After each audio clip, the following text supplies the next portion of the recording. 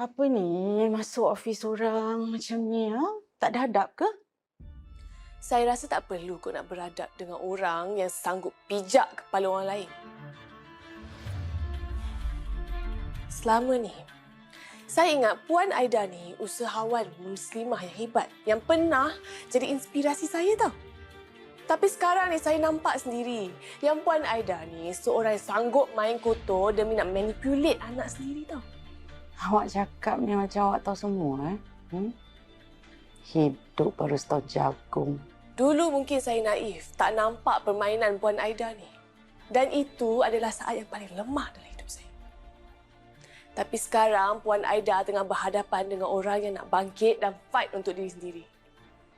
Dan yakinlah, Puan Aida akan berdepan dengan ujian yang paling besar dalam hidup Puan. Ayu.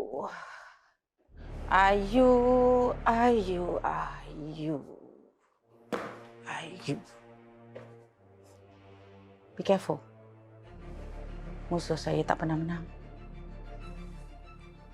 Kita tengoklah macam mana nanti. Assalamualaikum.